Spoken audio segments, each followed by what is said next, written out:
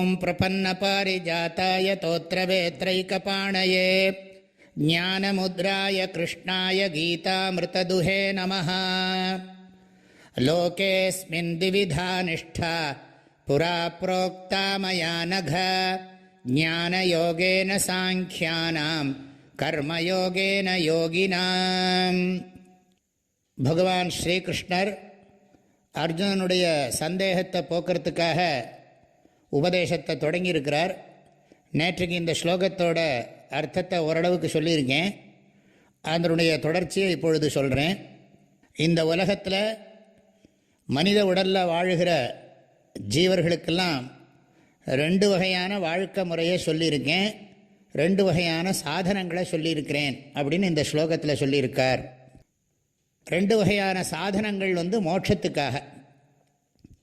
மோட்சம்னா நீங்கள் புரிஞ்சுக்கோங்க, இந்த உலகத்திலேயே நாம் எப்பொழுதும் நிலையான ஒரு மனசாந்தியோட வாழ்க்கையில் எந்த விதமான சூழ்நிலைகள் வந்தாலும் ஆழமான மனசில் இருக்கிற ஒரு இடைவிடாத நிறை உணர்வைத்தான் மோட்சம் அப்படிங்கிற சொல்லால் குறிப்பிடுறோம். அதுக்கு நேரடியான சாதனம் ஞான யோகம்.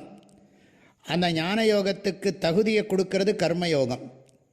ஆக மனப்பக்குவத்தை பெற்று வேதாந்த சாஸ்திரத்தை குருமுகமாக படித்து ஞானத்தை பெறணும்.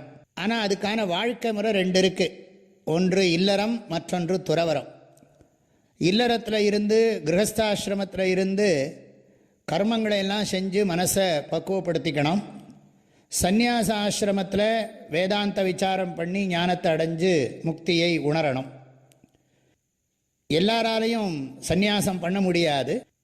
மனசை பக்குவப்படுத்துறதும் ஞானத்தை பெறுறதும் தான் முக்கியம். இல்லறத்தில் இருந்து மனசை பக்குவப்படுத்தி துறவர வாழ்க்கைக்கு போய் ஞானத்தை பெறலாம், அது ஒரு வழி. அல்லது இல்லறத்திலேயே இருந்து மனசை பக்குவப்படுத்தி காரியங்களை எல்லாம் குறைச்சி தத்துவ விசாரம் பண்ணி ஞானத்தை அடைஞ்சு மோட்சத்தை அடையிறது ஒன்று.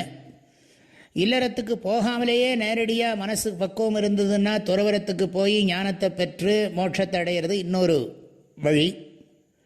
இல்லை, எனக்கு இல்லறமும் வேண்டாம் துறவரமும் வேண்டாம், நான் பிரம்மச்சரிய ஆசிரமத்திலேயே இருந்து மனசை பக்குவப்படுத்தி ஞானத்தை அடையிறேன்னாலும் அடையலாம். அதாவது வாழ்க்கை முறையை தேர்ந்தெடுக்கிறதுக்கு உரிமை இருக்குது.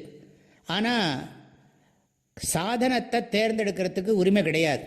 எல்லா சாதனத்தையும் கடைப்பிடிச்சி தான் ஆகணும்.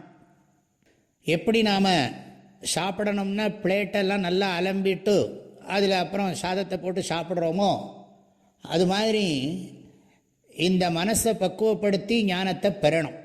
ஆகவே சாதனங்களில் சாய்ஸ் இல்லை, படிப்படியாக தான் பண்ணணும். முதல்ல ஞான யோகம் அப்புறம் கர்மயோகம் கிடையாது. முதல்ல கர்மயோகம் பண்ணணும், அப்புறம் ஞான யோகத்துக்கு போகணும். வாழ்க்கை முறையில் நம்ம முறையாக பிரம்மச்சரியம், கிரகஸ்தம், வானப்பிரஸ்தம், சந்நியாசம் அப்படியும் வாழலாம். இல்லை, ஏதோ ஒரு வாழ்க்கையிலிருந்து மனசை பக்குவப்படுத்தி ஞானத்தை அடைஞ்சும் மோட்சத்தை அடையலாம். ஆக வாழ்க்கை முறையில் நமக்கு தேர்ந்தெடுக்கும் உரிமை இருக்கிறது, சாதனத்தில் தேர்ந்தெடுக்கும் உரிமை இல்லை. அப்படிங்கிறதான் இந்த ஸ்லோகத்தினுடைய விஷயம். இந்த ஸ்லோகத்தினுடைய அர்த்தத்தை நன்றாக புரிஞ்சுப்போம். இனிமேல் கிருஷ்ணர் கர்மயோகம் ஏன் செய்யணுங்கிறதுக்கான காரணத்தை சொல்ல போகிறார்.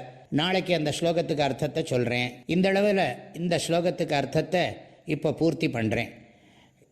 லோகேஸ்மின் திவிதா நிஷ்டா புரா ப்ரோக்தா மயா நக ஞானயோகேன சாங்கியானாம் கர்மயோகேன யோகினாம். எல்லோருக்கும் மனமார்ந்த நல்வாழ்த்துக்கள். ஹரி ஓம். ஓம்